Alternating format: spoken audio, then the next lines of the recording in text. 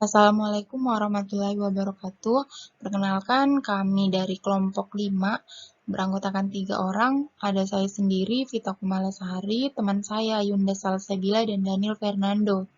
Di sini kami akan membahas mengenai kasus Angry Birds make mobile game developers happy.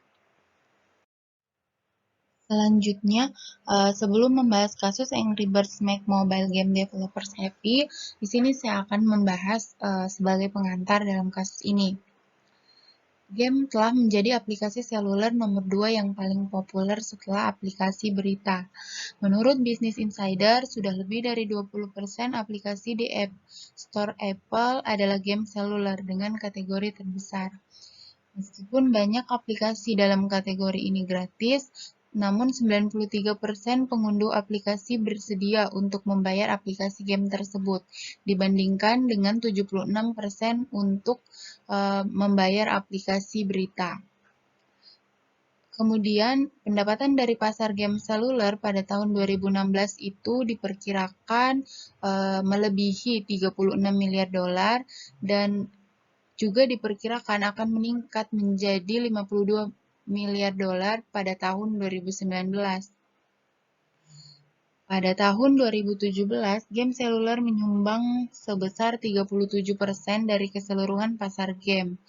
Hal ini merupakan segmen pasar yang tumbuh paling cepat, bertambah 21,3% dibandingkan dengan game PC yang bertambah 3,4% dan konsol game yang bertambah 0,9%.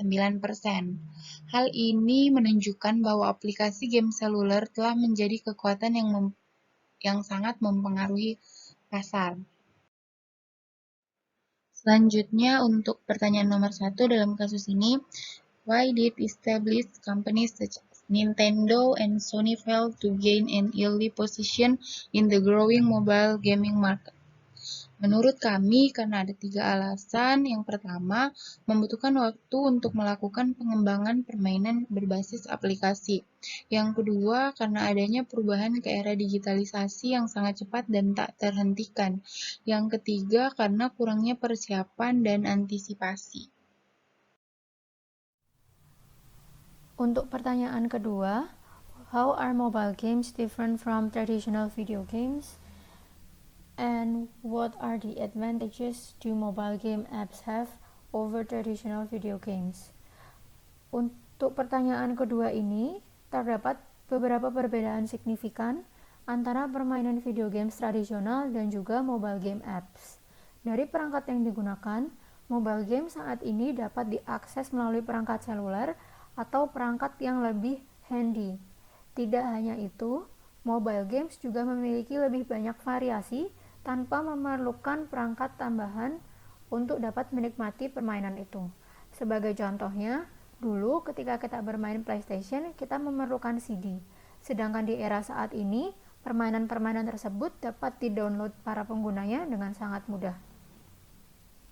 Mobile game saat ini sudah dikemas dalam bentuk aplikasi, sehingga dapat dengan mudah mendownload aplikasi tersebut untuk dimainkan. Tidak hanya itu, permainan mobile game saat ini sudah dengan teknologi wireless dan juga online, sehingga para penggunanya tidak perlu lagi menggunakan kabel atau complementary device lainnya untuk menjalankan permainan tersebut. Variasi permainannya juga lebih banyak seiring berjalannya waktu. Untuk pertanyaan ketiga, gaming dan sosial media merupakan aplikasi mobile yang paling populer di Indonesia. Bagaimana pendapat kelompok kami terkait peran mobile device di kehidupan masyarakat Indonesia? Menurut kelompok kami, peran mobile apps dan perangkat seluler itu sendiri sangatlah penting. Penggunaan mobile apps tidak hanya terbatas untuk bermain games, tetapi juga untuk menjalankan kegiatan sehari-hari.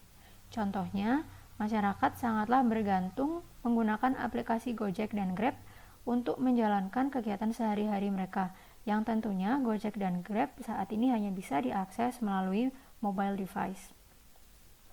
Hal ini semakin dirasakan oleh masyarakat Indonesia saat munculnya pandemi, di mana sekolah dan pekerjaan dilakukan dari rumah. Tentunya, work from home dan school from home membutuhkan perangkat mobile untuk menjalankan kedua kegiatan tersebut. Selain itu, maraknya e-commerce dan m-commerce membuat keseharian masyarakat Indonesia semakin aktif menggunakan aplikasi berbasis mobile. Seperti yang sudah-sudah, masyarakat Indonesia juga memanfaatkan perkembangan teknologi ini untuk mencari informasi yang lebih luas. Saat ini, penggunaan Google atau search engine lainnya sudah semakin merakyat ke seluruh kalangan masyarakat di Indonesia. Keempat, sejak banyak aplikasi permainan yang gratis, bagaimana developer menghasilkan uang? Terdapat dua cara utama yang dapat digunakan oleh developer. Pertama, adalah memberikan atau memasukkan modul iklan ke dalam aplikasi game yang mereka buat. Saat aplikasi game tersebut di-download dan dimainkan oleh pemain, maka modul iklan yang dipasang tadi akan muncul saat pemain berhasil menaikkan level atau memperoleh sesuatu. Kemudian, pihak yang menampilkan iklan tadi akan memberikan uang kepada developer. Semakin banyak iklan yang ditonton oleh pemain, maka semakin banyak pula uang yang dihasilkan. Developer juga dapat memberikan hadiah berupa koin atau nyawa tambahan kepada pemain dengan cara menonton iklan tersebut, sehingga pemain yang membutuhkan koin atau nyawa tambahan akan menonton iklan tersebut lebih banyak.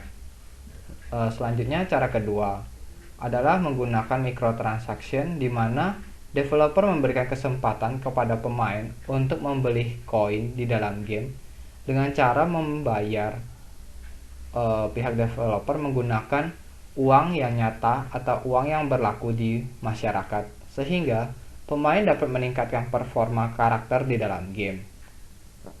Kemudian, hasil dari uang yang dibayarkan oleh pemain tersebut akan masuk ke dalam rekening pihak developer. Pada saat sekarang atau zaman sekarang, banyak sekali pihak developer yang menggabungkan kedua cara ini, sehingga mereka akan memperoleh penghasilan walaupun game yang mereka buat tersebut gratis. Kelima, dari pandangan bisnis, bukti apa yang menunjukkan bahwa pasar mobile gaming memiliki pengaruh signifikan dalam pasar?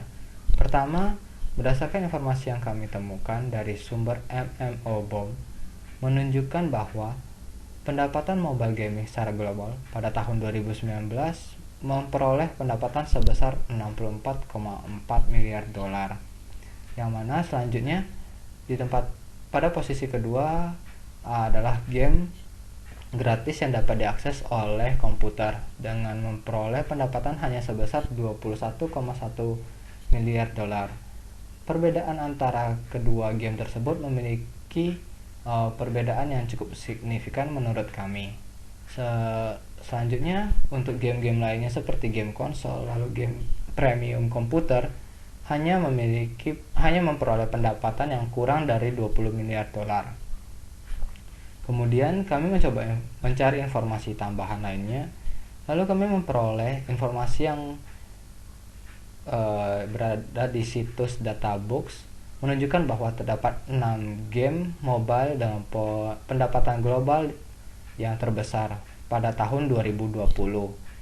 Nah, di sini teman-teman dapat melihat bahwa posisi pertama ditempati oleh PUBG Mobile dengan pendapatan sebesar 2,6 miliar dolar.